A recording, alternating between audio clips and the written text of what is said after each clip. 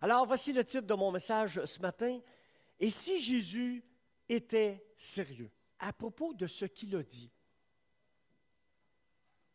Et on voit ces paroles qui nous sont révélées dans les évangiles.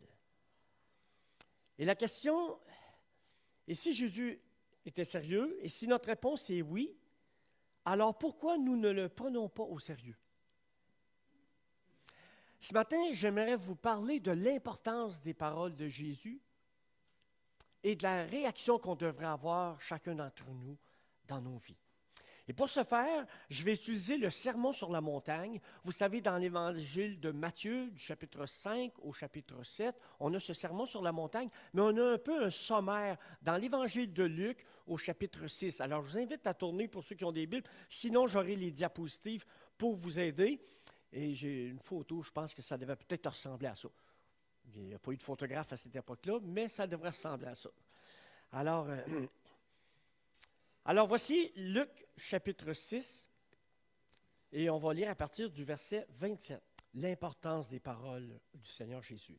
Évangile de Luc chapitre 6, verset 27, il est écrit, « Mais je vous dis, à vous qui m'écoutez, aimez vos ennemis, faites du bien à ceux qui vous haïssent, bénissez ceux qui vous maudissent, priez pour ceux qui vous maltraitent.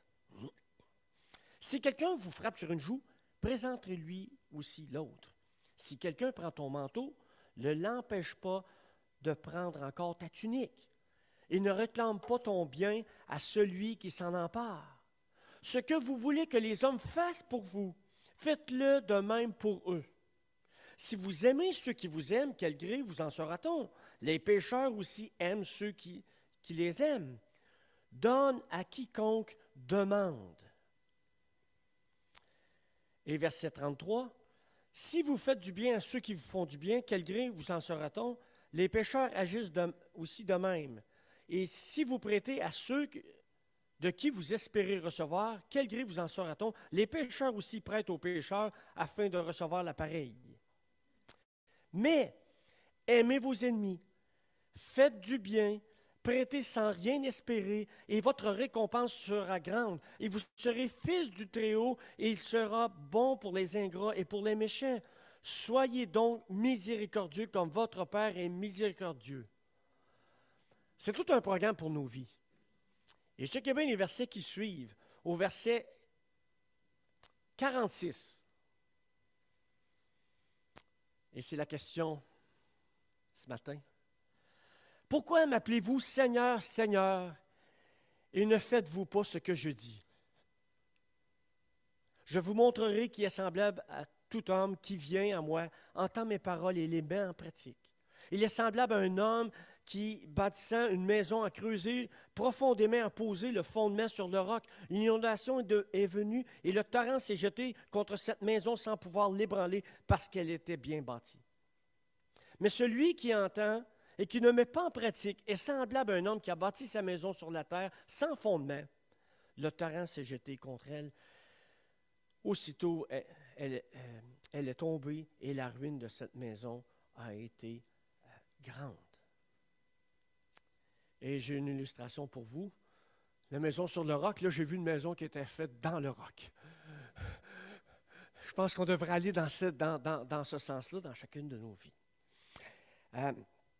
Si je vais un peu plus loin, je ne l'ai pas mis dans les slides, mais je vais juste vous le citer dans l'Évangile de Luc, au chapitre 14. Jésus fait tout cet enseignement-là, puis il va faire un rappel qui, je pense, est important pour nous. Luc, chapitre 14, verset 25, il dit « De grandes foules faisaient route avec Jésus. Il se retourna et leur dit, pas juste parler aux disciples, il annonçait à tout le monde, « Si quelqu'un vient à moi, s'il ne hait pas son père, sa mère, sa femme, ses enfants, ses frères, ses soeurs, et même sa propre vie, il ne peut être mon disciple. Et quiconque ne porte pas sa croix, ne me suit pas, ne peut être mon disciple. » Et un peu plus loin, verset 33 va dire, « Ainsi donc, quiconque d'entre vous ne renonce pas à tout ce qu'il possède ne peut être mon disciple. » Peut-être, tu sais, quand j'ai commencé cette étude-là, Shongan, tu sais, j'ai commencé de même, puis tu sais, les gens me regardaient et m'ont dit, « Écoute, c'est tough en bébite, Guy, ton affaire. » Puis surtout qu'il y avait des invités. Tu sais, je me suis dit, écoute, tu sais, les autres, ils ont entendu parler, écoute, viens, Jésus t'aime, Dieu t'aime, il est gracieux, il est miséricorde, il est paix, il a tout porté tes péchés sur la croix, il a tout porté les souffrances de la terre entière, il s'est chargé de nos infirmités, puis on voit l'offre de Jésus qui est fantastique. Oui, c'est l'Évangile, 100 000 à l'heure, mais ce n'est pas complet. Jésus nous appelle non seulement à être ses disciples, il veut être notre sauveur, mais il veut être aussi notre Seigneur. Et ce que je réalise dans les dernières années, c'est qu'on a présenté le plan du salut, la grâce de Dieu, que c'est par grâce qu'on est sauvé, par le moyen de la foi, et que ce n'est pas par les œuvres. Puis c'est vrai. Mais quand on découvre qui est le sauveur, c'est censé provoquer en nous un élan pour dire, Seigneur, tu es souverain, je te donne, j'accepte ta majesté, j'accepte ta royauté sur ma vie. Et trop souvent, on a présenté l'Évangile. Il y a une problématique qu'on vit, c'est que les gens ont accepté l'Évangile, ont mis le billet pour le ciel dans leur poche et c'est terminé. Les gens sont portés, puis nous tous, à vouloir sécuriser notre éternité, n'est-ce pas? Si on croit que Dieu existe, puis que vraiment, on va avoir à faire face à son jugement, bien, on est mieux d'être à l'abri de son jugement, puis être pardonné, d'être réconcilié avec le Père et passer notre éternité dans sa présence. Mais on a oublié que le Seigneur Jésus, celui qui sauve, c'est celui qui fait l'appel dans ces passages-là, qui nous demande de devenir de véritables disciples, des gens qui sont prêts à renoncer à eux-mêmes, à se charger de leur croix et à suivre le Seigneur Jésus. Et j'aimerais vous dire que ce n'est pas très, très populaire aujourd'hui. Mais je pense qu'on devrait prendre au sérieux ce que le Seigneur Jésus nous dit. Et comme je l'ai mentionné, voici les conditions pour être un disciple de Jésus. Si on vient à l'Église, je présume que vous portez attention aux paroles de Jésus.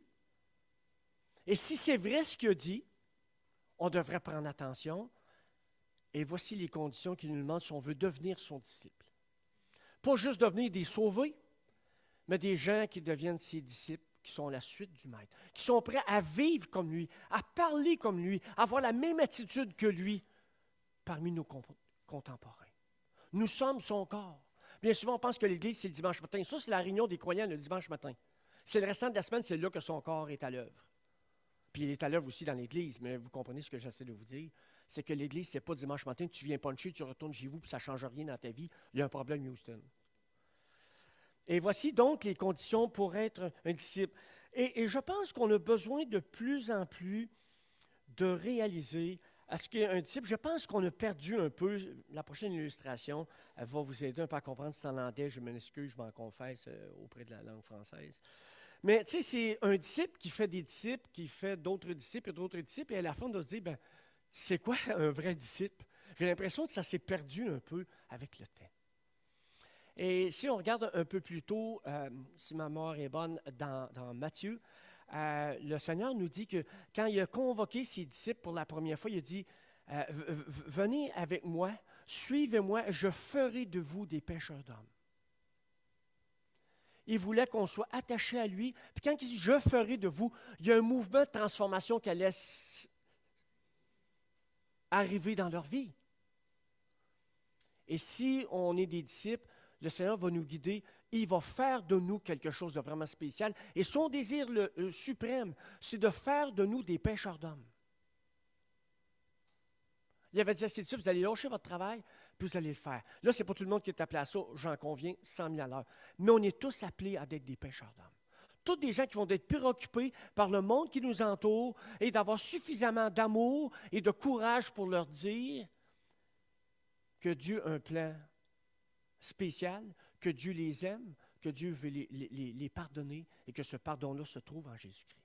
Voici ce que, quand j'ai eu cette idée-là de parler de l'importance des paroles de Jésus, j'ai lu quelques livres de Scott Gettani qui a écrit plusieurs livres. Le premier, c'est If Jesus was serious about, puis après ça, à propos de l'Église, à propos de la prière, à propos du ciel. Et on voit toute l'importance des paroles de Jésus. Et voici ce qu'il a dit. Comparer l'enseignement de Jésus à un rapide aperçu de la façon dont vivent les chrétiens, une chose devient évidente. nous ignorons souvent une grande partie de ce qu'il a dit. Comment nous expliquons les éléments cruciaux de ces sermons, de ces paroles, pour rester à l'aise et justifier la désobéissance? Souvent, les chrétiens disent « Ah, le monde, ils ne prennent pas au sérieux Dieu. » Mais je pense que si nous, on commence à le prendre vraiment au sérieux, ça va pouvoir faire une différence dans notre monde. N'est-ce pas? Et j'ai trouvé, c'est un type qui, moi je le trouve génial. Non seulement il est très fort en théologie, mais dans ses livres qu'il a fait, à toutes les 3 pages, il y a un dessin, une illustration. Je ne peux pas croire que quelqu'un peut avoir autant de dons que ça. Là. Je suis quasiment jaloux parce que moi, tu sais, je fais des bonhommes à lumière puis c'est même pas esthétique. Tu sais, c'est comme, mais lui, il a fait une illustration que j'ai trouvée bien. Puis là, tu sais, je sais qu'on n'aime pas tout le temps les illustrations, mais c'est personnifié, mettons. C'est comme Jésus qui dit à quelqu'un, excuse, tu es assis à ma place. Ça vous fait-tu penser à quelqu'un, ça, vous? Que bien souvent, on essaye de régner sur nos vies. On refuse qu'il règne sur nos vies. Même si on l'aime, même si on essaye, bien souvent, c'est ça qui arrive. Puis là, on voit que le fric, il dépasse de son chapeau. Tu sais, il est attaché à autre chose. Il y a quelque chose qui règne dans la vie de cet homme. Donc, et si Jésus était sérieux à propos de ce qu'il a dit? Et j'ai été conduit, j'avais lu son livre, je trouvais ça vraiment intéressant, mais le Seigneur m'a emmené dans une autre direction. Et là, je me suis mis à porter attention aux citations des paroles de Jésus dans les évangiles. Je les ai lus les 4, puis j'ai tout cherché dans les 4 évangiles, les paroles que Jésus nous a dit. Et voici un peu le fruit de ma recherche, juste pour vous inviter à considérer ce que Jésus a dit. Et on voit dans le sermon sur la montagne, du chapitre 5 au chapitre 7 de Matthieu, on voit toutes les fois où Jésus dit « Vous avez attendu que, vous avez appris que, il vous a été dit que ». Puis là, lui, il va réaligner toute la patente, mais il dit « Mais moi, je vous dis ». Autant les gens qui avaient eu l'enseignement au temps des Juifs savaient comme un peu dérivé, et je pense que dans nos milieux chrétiens, quelquefois, le message dérive. Et on a besoin d'être recentré sur les enseignements de Jésus. Et aussi, j'ai noté, c'est pourquoi je vous dis. Et là, à un moment donné, il dit, car je vous le dis. Je ne sais pas si vous êtes comme moi, mais des fois, quelqu'un vous parle, puis il se demande si vous êtes sérieux. Je te le dis. Quand tu dis ça, je te le dis. Normalement, ça doit être vrai. Là, Puis Jésus nous parle comme ça. Il dit, je vous le dis. Là, c'est comme Houston, allumez. Et puis, j'ai commencé à voir où tous les endroits où ce que Jésus dit, en vérité, je vous le dis. Et toutes ces paroles de Jésus ont comme résonné dans mon cœur. Je me suis dit, wow, est-ce que je prends vraiment au sérieux toutes ces paroles-là? Puis, ce que je vois, puis ce matin, je ne donnerai pas toute la définition, puis je ne veux pas faire de l'enseignement, je veux faire de la prédication, mais juste vous dire que c'est souvent délayé à ce qu'on présente comme venant de la parole de Dieu. Jésus dit quelque chose, puis nous, là, tu écoutes les explications, puis à la fin, c'est tellement dilué que ça dit quasiment le contraire de ce que Jésus dit. Parce qu'on voit des paroles comme là, puis ça nous fait peur, tu sais. Mais quand on creuse, on voit qu'il y a toute une richesse, puis il y a des raisons pour lesquelles Dieu nous dit ça, que Jésus nous parle. Quand j'ai fait cette étude-là aussi, cet été, j'étais dans le livre de Deutéronome. Je dois faire une confession. Deutéronome, non, ce n'est pas les livres qui m'excitaient le plus dans la parole de Dieu. Mais j'ai découvert une préciosité dans ces 2 livres-là que je ne peux pas croire que je vivrais ça un jour. Et je vous donne juste un petit glimpse, juste une petite étincelle de ça. Deutéronome chapitre 4, versets 1 à 2. Et ça, là, c'était pour moi comme une révélation. Dans Deutéronome chapitre 4, versets 1 à 2, il est dit « Maintenant Israël », il parle à son peuple, mais ça peut s'adresser certainement à nous encore aujourd'hui, puisque c'était l'ombre des choses à venir. « Écoute les lois et les ordonnances que je vous enseigne. Mettez-les en pratique, afin que vous viviez et que vous entriez en possession du pays dont vous donne l'Éternel, le Dieu de vos pères. » On comprend qu'il y avait une promesse spécifique au peuple hébreu. « Vous n'ajouterez rien à ce que je vous ai prescrit, et je n'en retrancherai rien. » Vous, excusez, oui, hein, c'est ça. J'ai une petite absence cérébrale, excusez-moi. Et vous n'en, merci de m'en, c'est bien, hein? Et vous n'en retrancherez rien, mais vous observerez les commandements de l'Éternel, votre Dieu, tels que je vous les ai prescrits. Je voyais, à travers ce passage-là, le fait qu'on ne doit rien ajouter à ce que Dieu dit, puis rien retrancher. Dans Deutéronome, chapitre 5, verset 27, je lisais la chose suivante. « Approche-toi et écoute tout ce que dira l'Éternel, notre Dieu. » On va faire attention de le lire comme il faut, parce que là, vous ne pourrez pas me reprendre, il faut que je fasse attention. « Tu nous rapporteras toi-même, et par la moyenne, tout ce que te dira l'Éternel, notre Dieu, nous l'écouterons et nous le ferons. » Wow, là, cette fois-là, il était résolu. « L'Éternel entendit les paroles que vous m'adressâtes. Et l'Éternel me dit, j'ai entendu les paroles que ce peuple t'a adressées, par la Moïse. Tout ce qu'ils ont dit est bien. Oh, s'ils avaient toujours ce même cœur pour me craindre et pour observer tous mes commandements, afin qu'ils fussent heureux à jamais, eux et leurs enfants. »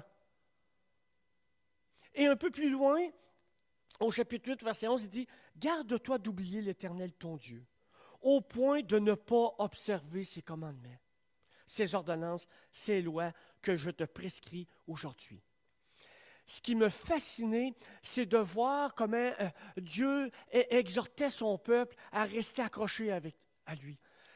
Parce que le peuple juif est une belle illustration du jour de la marmotte. Ils s'approchaient de Dieu, ils s'éloignaient à cause de leur péché, ils revenaient à Dieu. Ça vous fait-tu penser aux gens de l'Église, ça? On s'éloigne, on revient. Puis voyons, Seigneur, comment ça se fait j'ai encore échappé le ballon? Comment ça se fait j'ai encore manqué? Mais Dieu, c'est un Dieu de grâce, de bonté et de miséricorde. Tout souvent, on fait tellement cheap qu'on ne veut pas revenir à lui. Lui nous attend les bras ouverts. Puis je ne sais pas pourquoi qu'on n'allume pas plus que ça. Quand j'ai lu, je vais faire ça rapidement, quand j'ai lu Deutéronome et le livre des Nombres, j'ai remarqué deux choses. La première chose, c'est de voir comment Dieu avait à cœur le rassemblement de son peuple. Et même, il y avait 3 grands rassemblements, ce que j'ai pu comprendre, qui étaient obligatoires dans l'année, ce n'était pas optionnel. Et on doit se demander pourquoi Dieu faisait ça. Pour mettre la vie tough à son peuple? Non, il voulait que son peuple se tourne vers lui, qu'ils puissent être ensemble pour louer le Seigneur, pour l'adorer, pour recevoir ses instructions et pour être encouragés comme peuple de Dieu à suivre les directives de Dieu. Et aujourd'hui, on a la même invitation comme peuple de Dieu de venir à l'Église. Et là, mon prochain point, c'est, et si Jésus était sérieux à propos de l'Église? Et si Jésus était sérieux à propos de l'Église, on va peut-être le prendre au sérieux. De voir toute l'importance du rassemblement des croyants.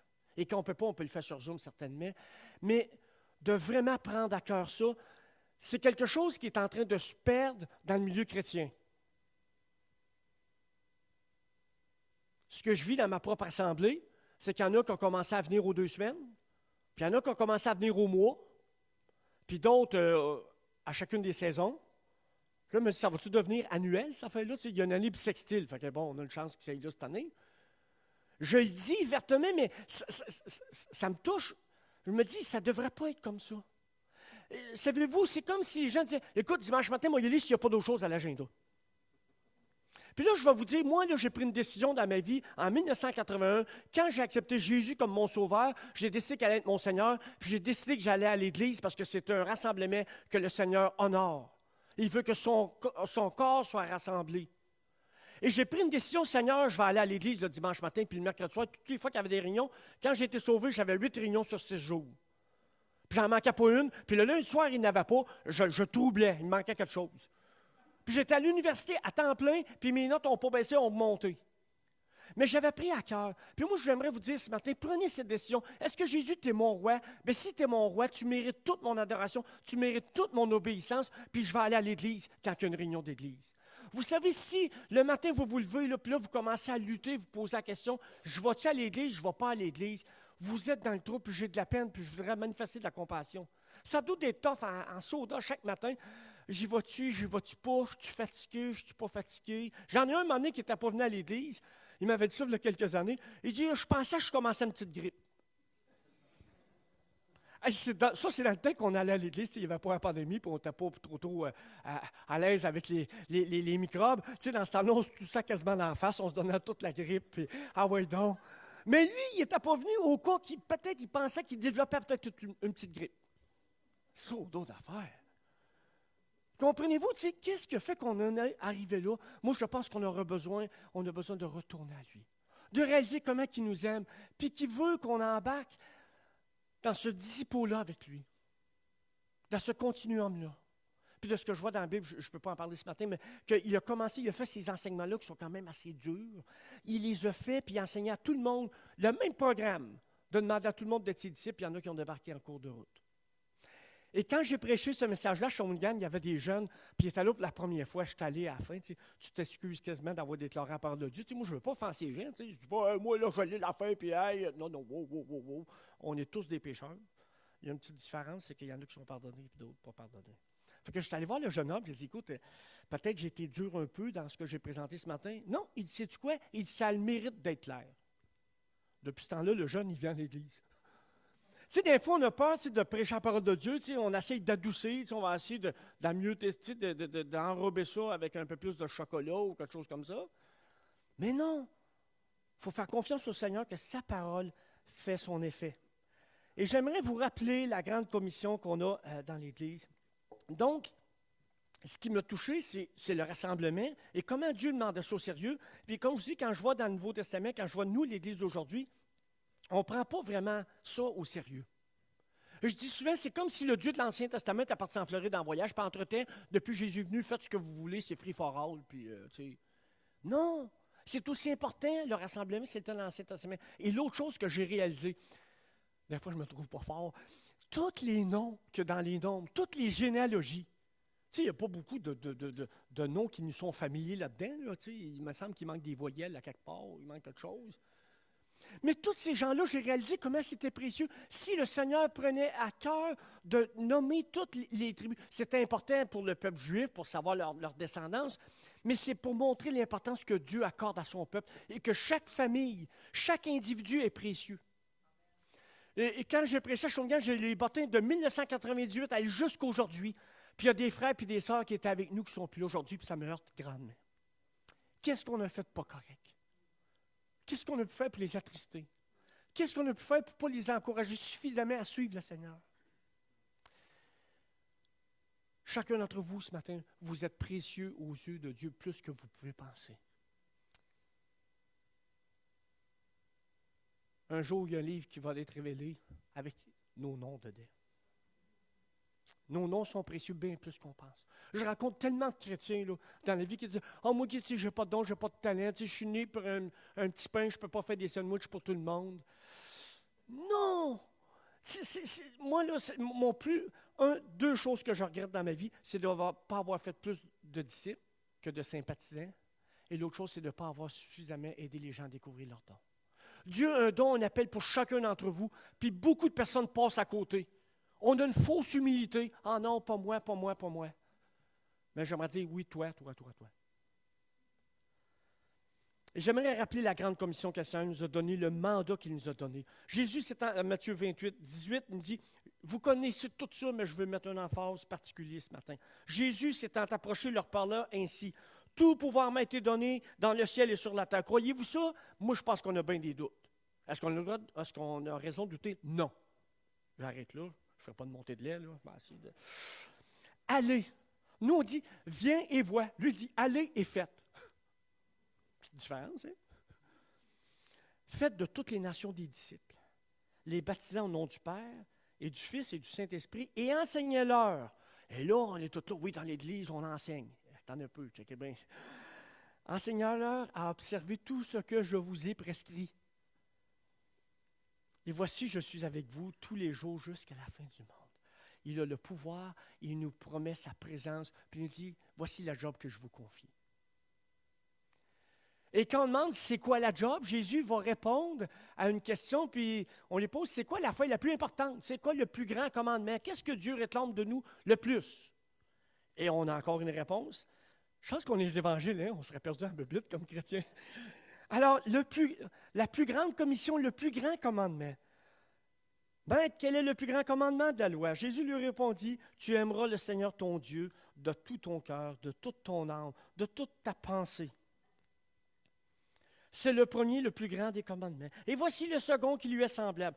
Tu aimeras ton prochain comme toi-même. De ces deux commandements dépendent toute la loi.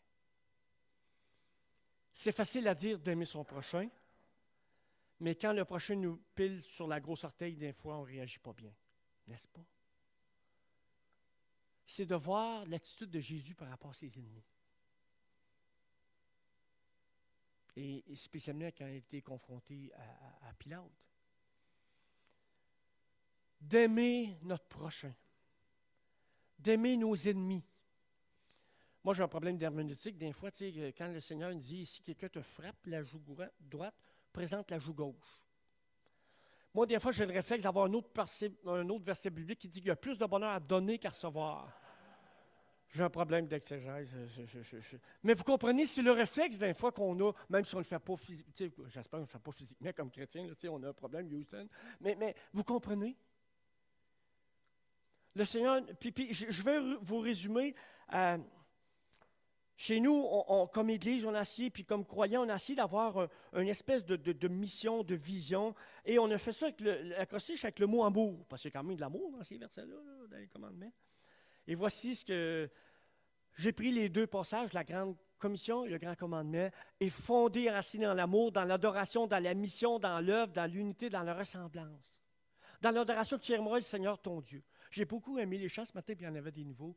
J'ai vraiment apprécié. Puis même, il y en avait un qui avait quelque chose par rapport au rassemblement, mais j'ai trop d'absence cérébrale pour m'en souvenir. Mais ensuite, la mission, tu sais, aller. C'est comme si on pense que c'est optionnel. Tu sais, c'est comme si Jésus dit, écoutez, là, bon, surtout dans les années 2000, stressez-vous pas trop, tu sais, c'est comme... non, c'est ce que le Seigneur nous demande de faire. Si on veut faire des disciples, il faut être nous-mêmes des disciples, n'est-ce pas? De quelle mesure est-ce qu'on est en train d'obéir aux enseignements du Seigneur? Parce que c'est ce qu'il nous demande de faire. Et d'aimer notre prochain. L'œuvre qu'on a, c'est d'aimer notre prochain, oui, dans notre société, dans notre entourage, mais aussi dans l'Église. Les baptisants, on voit l'unité, le fait qu'ils sont incorporés, les gens s'identifient au corps de Christ. Les gens font partie de la famille de Dieu. On devrait retrouver toute la préciosité de la famille de Dieu. On devrait plus prendre soin les uns des autres. Je ne vous connais pas, c'est correct pour moi, je le dis. Je ne veux pas dire que je suis biaisé, que je n'ai pas eu le mandat de personne. Mais je le vois dans mon Église, qu'on est en train de prendre un petit peu plus soin des uns des autres, et ça fait toute une différence. Enseignez-leur à observer tout ce que je vous ai prescrit. Et présentement, au groupe réseau, on réfléchit sur 3 choses. Servir Dieu, servir le monde, servir l'Église. S'il y en a 3 avec 5, je vous résume ça à 3. Et si vous avez besoin juste d'une, prenez Jésus au sérieux. Alors donc, et si Jésus était sérieux par rapport à l'Église, ce qu'il nous demande de faire? Ça, c'est une définition que j'ai inventée. Peut-être que ce n'est pas probant, mais je pense que ça fait un job. L'Église, c'est l'invention, l'intention de Dieu pour la communion des saints. Je ne pense pas être trop dans le champ gauche. Si vous voulez me reprendre après la réunion, je suis disponible pour être repris parce que vous devez m'enseigner aussi à obéir. Et donc, l'Église, c'est l'intention de Dieu. Puis, Hébreux, chapitre 10, verset 25, « N'abandonnons pas notre assemblée comme c'est la coutume de quelques-uns, mais exhortons-nous réciproquement. Et cela d'autant plus que vous voyez s'approcher le jour. » Jésus était sérieux par rapport à l'Église quand il nous dit « Je bâtirai mon Église ». Et ça, c'est l'exhortation qu'on a. Juste pour aider à illustrer mon propos, vous savez, il y a des grands navires qui servent à traverser l'Atlantique. Et au début, avec les navires, on traversait l'Atlantique, soit pour des passagers, il y en a qui ça virait mal avec le Titanic, soit des containers, j'ai mis quelque chose d'un peu plus moderne. Mais l'idée que je veux faire sortir, c'est que ces transporteurs-là amenaient les gens du point A au point B. Okay? Et là, on a eu la brillante idée de dire, écoute, on va faire d'autres choses avec ces gros bateaux-là, on va faire des croisières. Et au début, les croisières, ce qu'ils faisaient, c'est qu'ils partaient du point A, puis revenaient au point A.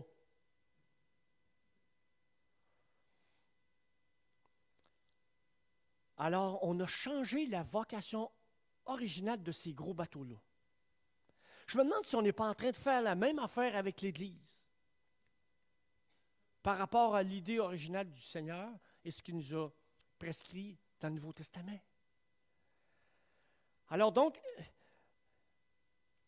parcours du point A au point B, c'était utile pour se rendre à une destination bien précise pour transporter les gens, les marchandises, je l'ai dit, mais du point A au point A, c'était juste pour divertir les gens, puis les gens tournent en rond. Maintenant, ils ont dit, écoute, on tourne pas mal trop en rond, puis on prend l'avion quelque part, puis ils te ramènent à une autre place, puis c'est correct. Mais l'idée, c'est qu'on est en train d'être divertis dans l'Église. J'aurais pu montrer des vidéos que les gens, mon gars, il dit, écoute, père, vous faites pas mal maganer sur TikTok des affaires de même, parce que les gens disent, it's all about God, c'est tout à propos de Dieu. Puis ils rentrent avec un zipline dans l'Église, il y en a un qui arrive avec une affaire qui survole dans les airs. Il y a toutes sortes d'affaires. Mais c'est supposé être tout à propos de Dieu. Mais il est un méchant show de boucan. Puis je ne suis pas contre ça, s'ils veulent faire des spectacles, gloire à Dieu, c'est correct. Mais c'est pour dire, est-ce qu'on est en train de dériver l'idée du Seigneur Jésus? Quelqu'un, quand j'étais allé dans une conférence, avait expliqué l'idée originale de Walt Disney et comment ça l'a viré en parc d'attractions. Que ce n'était pas en tout le but de Walt Disney, c'était d'avoir une ville autosuffisante, une ville parfaite. Ça a viré en parc d'attractions. Qu'est-ce qu'on est en train de faire, nous, avec l'institution de l'Église? On est en train d'en faire la croisière s'amuse? Où est-ce qu'on est intentionnel? Puis moi, ce que j'aimerais dire, là, pour ne pas le manquer, le but, là, quand on vient en Église le dimanche matin, on est supposé de partir du point A, aller au point B. Ça veut dire que le programme de l'Église devrait nous aider à aller vers le Seigneur. On va vers le Seigneur, puis on ne sort pas d'ici tant qu'il ne nous a pas parlé. C'est supposé être ça. Si on vient à l'Église le dimanche matin, ce n'est pas juste pour être gentil avec nos frères et nos sœurs, puis dire on va obéir au Seigneur. C'est censé nous transporter vers quelque chose. C'est supposé nous emmener quelque chose. Sinon, on va tout aller au bowling le dimanche matin, on peut avoir bien du fun. Comprenez?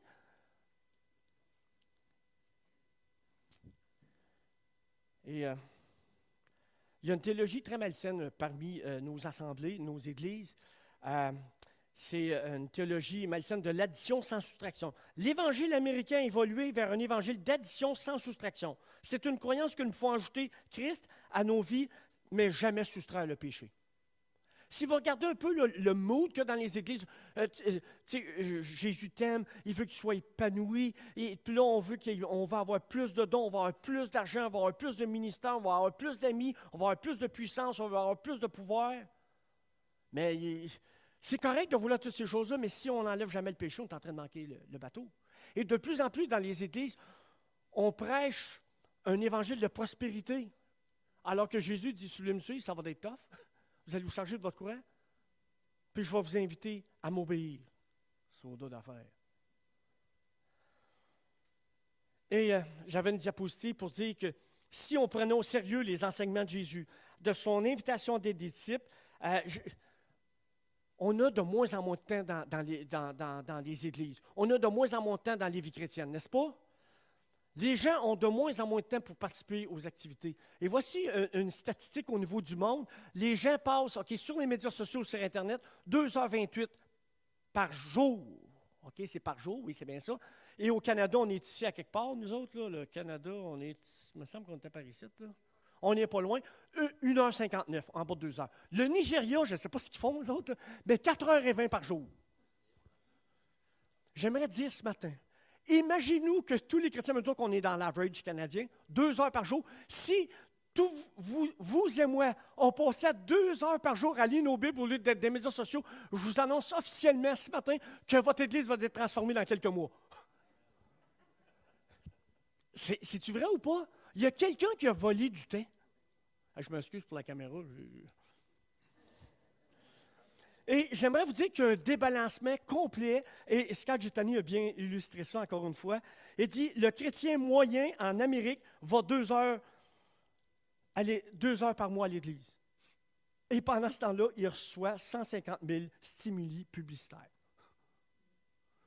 Qui va gagner la bataille? C'est un peu comme l'école dimanche, vous avez 45 minutes peut-être pour un supplément vitaminique. Si les parents ne font pas le job, on ne va pas gagner la game. 45 minutes contre 32 heures à l'école. Il va falloir qu'il y ait un méchant programme d'école du dimanche assez boosté aux stéroïdes. On a tous un rôle à faire là-dedans. Les parents, puis l'Église aussi. Alors, je vais m'arrêter là en terminant avec une réflexion. Jésus est sérieux. Imagine comment ta vie pourrait être différente si tu le prenais au mot. Et imagine comment ton Église serait différente si ceux qui prétendent suivre Jésus le faisaient réellement. Et combien notre monde serait différent. Question, avait-il réellement l'intention que nous faisions ce qu'il a enseigné dans son sermon sur la montagne? Devons-nous vraiment aimer nos ennemis, ne pas nous inquiéter et vivre sans jugement? Aujourd'hui, de nombreux chrétiens célèbrent Jésus comme Seigneur et Sauveur, mais rejettent ce qu'il a enseigné comme étant peu pratique et même impossible. J'aurais pu vous citer, même dans les écoles bibliques, les gens, les raisonnements qu'ils ont. Conclusion, pourquoi m'appelez-vous Seigneur? Seigneur, et ne faites-vous pas ce que je dis. Vous et moi, ce matin, la solution, c'est pas d'essayer plus fort, puis de se garder dans le miroir et de dire, regarde, Bourassa, là, tu vas forcer plus, puis tu vas essayer, puis tu vas essayer. C'est juste de me rappeler l'allégeance que je dois au Seigneur Jésus. Jésus, tu es mon roi, tu es mon Seigneur. Je t'aime. Puis aide-moi à voir encore plus comment tu m'aimes pour que ça puisse susciter en moi un amour encore plus grand. Ce n'est pas par la chair qu'on va réussir. C'est par nos cœurs qui vont être touchés par sa grâce, sa bonté, sa miséricorde. Qu'on puisse vivre vraiment en paix, qu'on puisse vivre au diapason de son cœur à lui. C'est l'invitation qui est lancée ce matin. D'être sérieux à propos de ce que Jésus a dit. D'être sérieux par rapport à l'importance qu'on devrait accorder à l'Église, qu'on devrait aussi accorder à la prière. C'est ça vraiment que je souhaite. Et j'aimerais vous dire que ces commandements ne sont pas pénibles.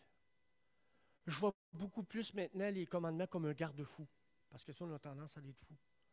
Mais il y a quelque chose, quand on s'approche du Seigneur, il y a une vivacité, il y a quelque chose qui jaillit en nous.